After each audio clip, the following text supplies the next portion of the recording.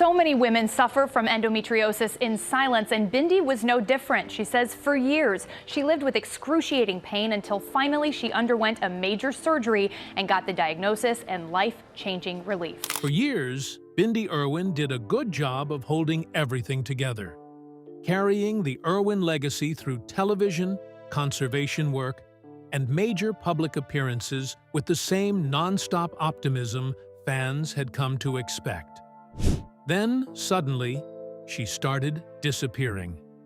She missed major family events, stepped away from travel, and left fans asking, what was really happening behind the scenes?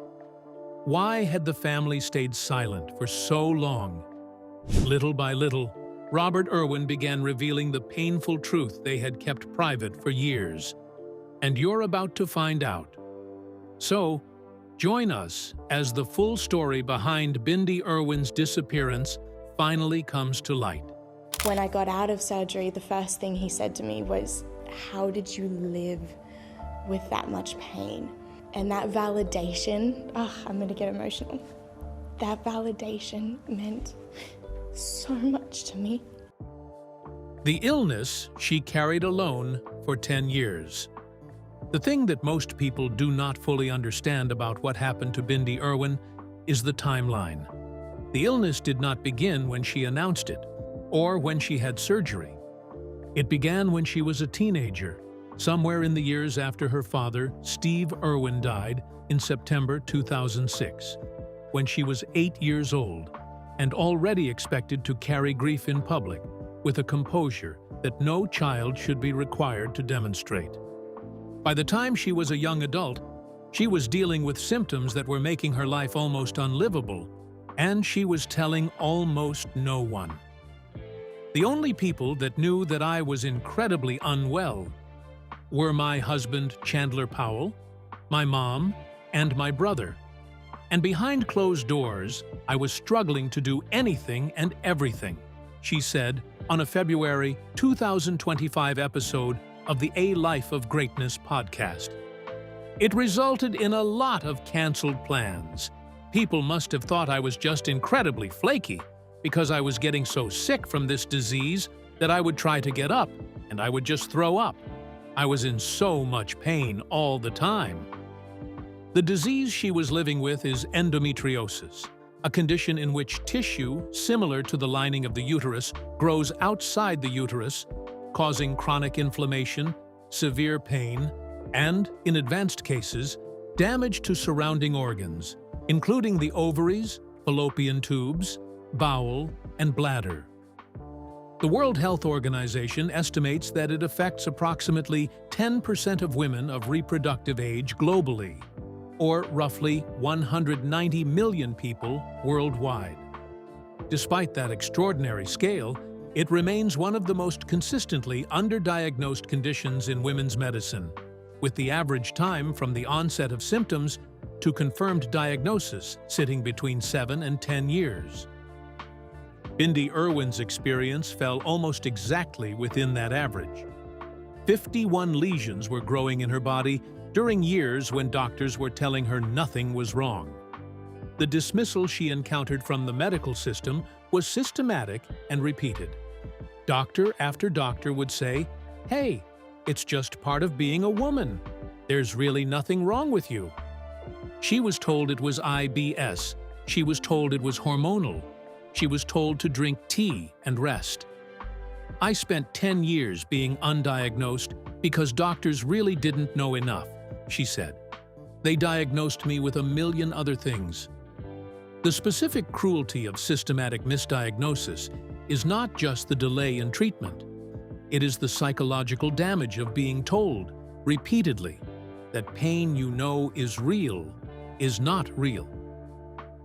As a teenager and young woman, I felt weak and deeply insecure, Bindi wrote in a March 2026 Instagram post. I was trapped in my own body.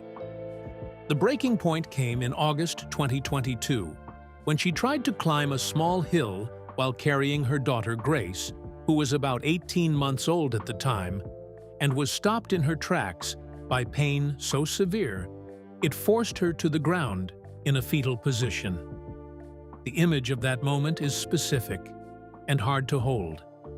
A conservationist whose entire public identity is built around physical capability and outdoor resilience, brought to the ground by a hill in front of her toddler, by a disease that several doctors had told her was simply what being a woman felt like.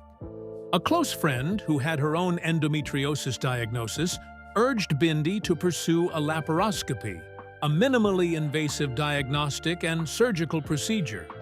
She flew 10,000 miles from Australia to New York City to find a specialist willing to look properly. What that specialist found when they looked is one of the most shocking accounts of endometriosis severity that any public figure has described on record. Let's reveal how bad it was. I was tested for cancer, I had MRIs, I had ultrasounds, I had CT scans, just you name it. I was checked for everything. And the scariest thing is that there were no answers. The full medical picture. On March 7th, 2023, Bindi Irwin posted on Instagram that she had been diagnosed with endometriosis and had undergone surgery 4 days earlier. It was the first time she had spoken publicly about a disease she had been living with for a decade.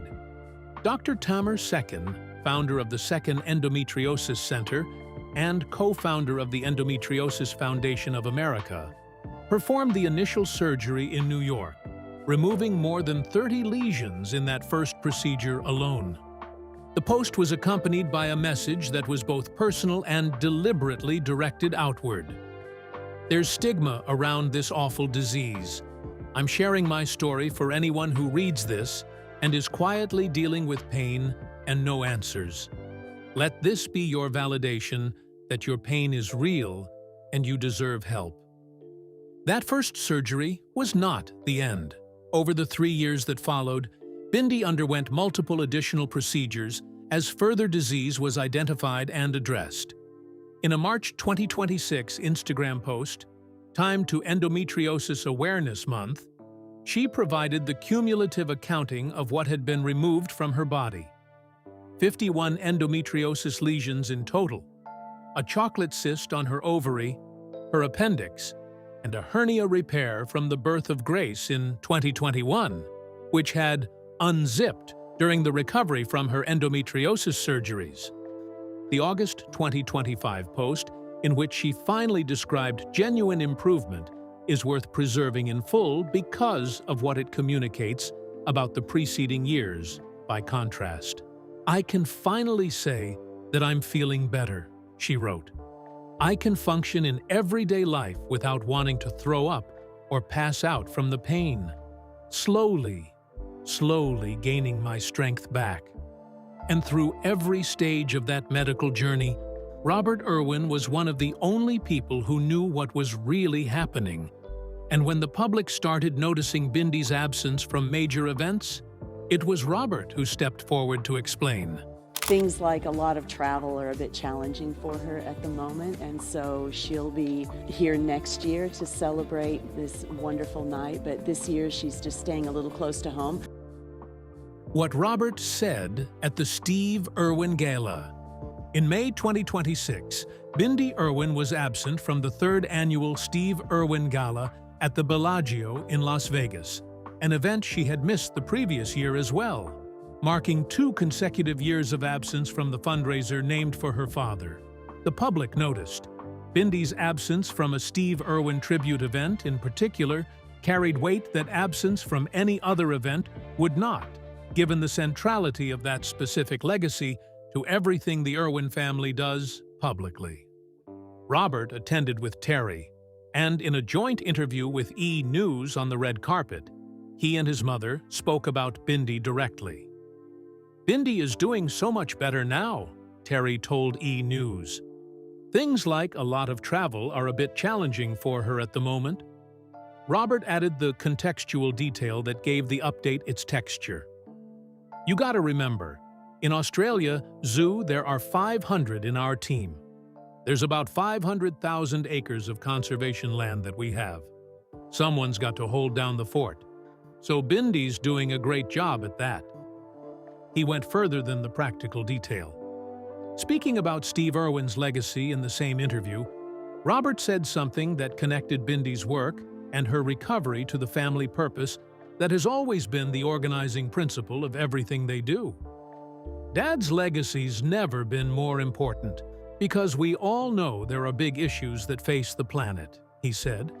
Environmentally, we've kind of got a bit of an uphill battle right now in our generation, but it's important not to lose sight of hope. There's always hope if we can work together. For Robert, his sister getting better is inseparable from the conservation legacy getting better. The two things are, in his understanding of the family's purpose, the same thing.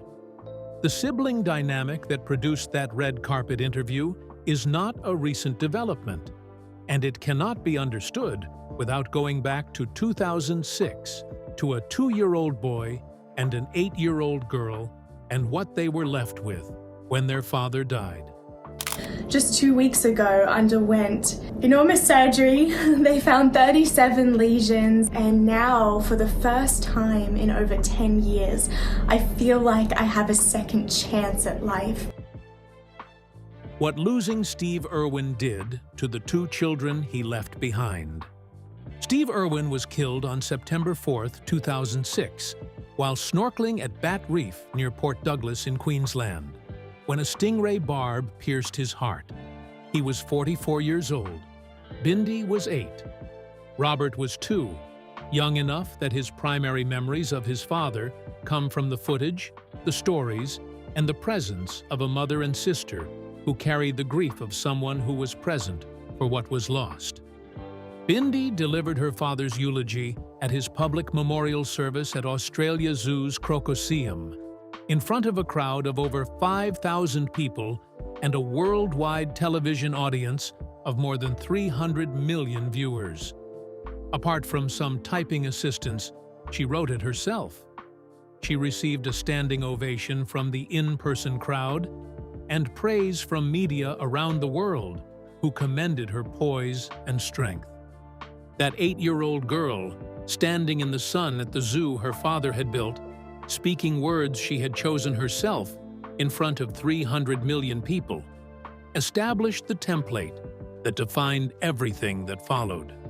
Composure that looked effortless because the alternative was too large to consider, and strength that was real, but that carried a private cost nobody in that crowd was thinking about. What it built between Bindi and Robert is a relationship that both of them describe with consistent warmth and a specificity that resists the generic language of celebrity siblings. Robert told Hello magazine about the nature of their arguments. "We argue about the most vanilla subjects, like we'll literally be arguing about the morphology of some animal or prehistoric dinosaur or something," he said, describing a memorable dispute in which Bindi was absolutely certain that the blue whale is the largest vertebrate ever to live on Earth, and Robert was making a case for something from the Mesozoic era. Their mother, Terry, was apparently amused by this. The argument is the detail that makes the relationship legible. 2 people who grew up surrounded by animals and natural history, whose disagreements are about morphology, and who have been each other's primary intellectual companions in a household that is, by any measure, unusual. Robert has described watching his sister become a mother. His niece, Grace Warrior Irwin Powell, was born on March 25, 2021, on what would have been Steve Irwin's 59th birthday, as one of the most meaningful things he has experienced. He has been photographed with Grace at every opportunity, described his role as uncle with genuine delight, calling himself the Funkle, and told interviewers that when Grace does something that reminds him of his father's spirit of adventure, it hits differently than almost anything else in his life. Grace carries the name Warrior in her full name, Bindi and Chandler's deliberate choice, a name for a child born into a family that has always understood that conservation is not a gentle project, but a fight. The consistency of the sibling bond across every major event in both their lives, including Robert's own dancing competition, is the clearest demonstration available of what the Irwin family actually is underneath the television version of it. But Robert isn't the only one that values the bond between him and his sister.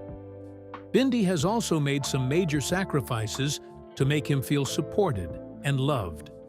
Let's put it in context. Bindi relocated across the world to watch Robert dance.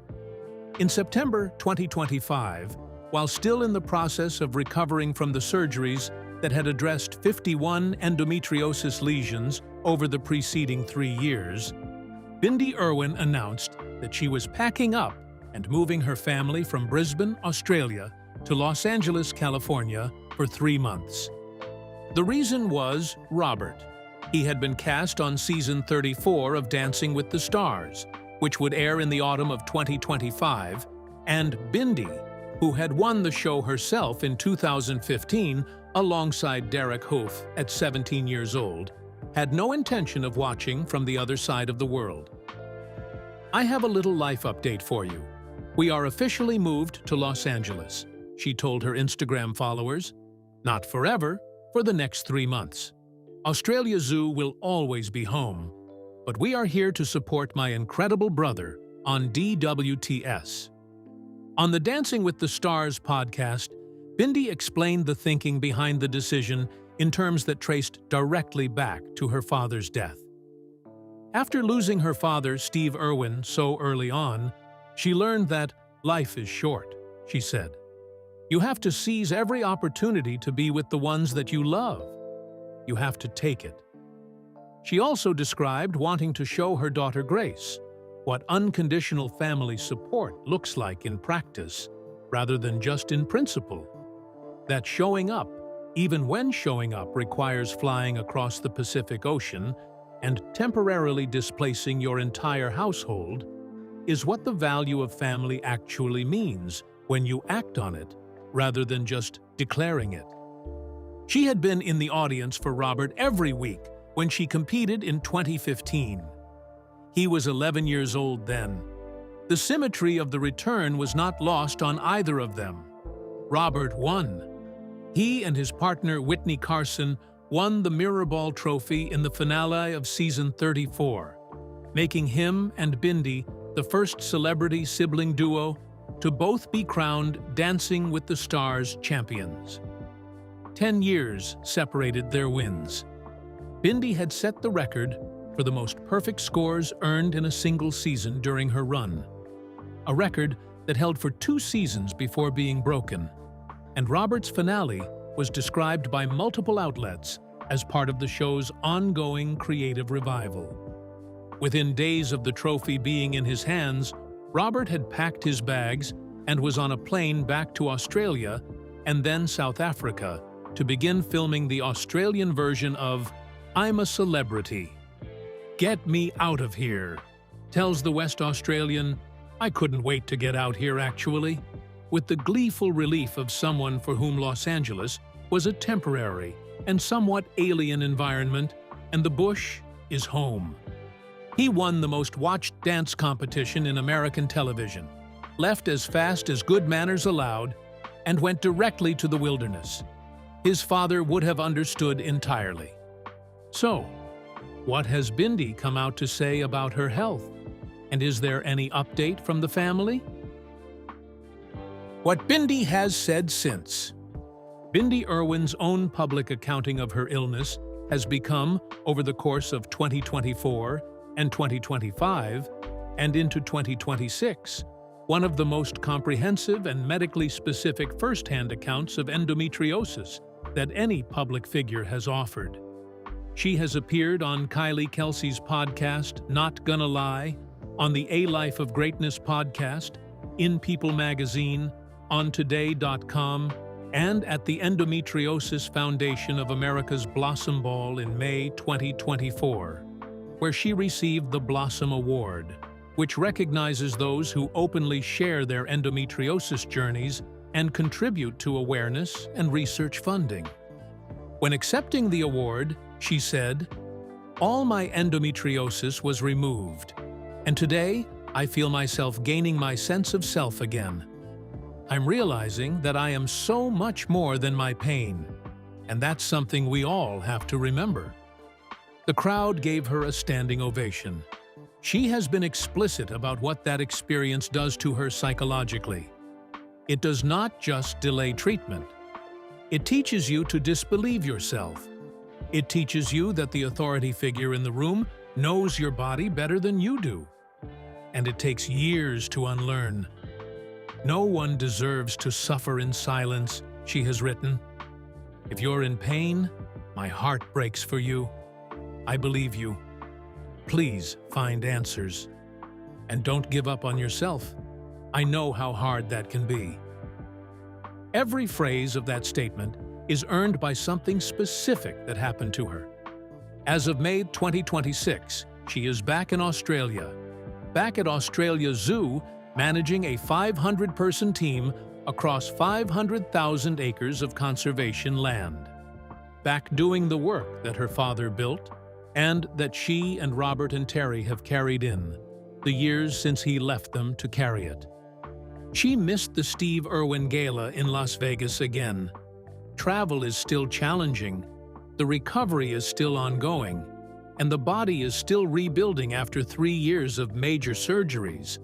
But Robert and Terry went, and Robert stood on the red carpet and told the press that his sister was doing so much better, was holding down the fort at Australia Zoo, and would be there next year.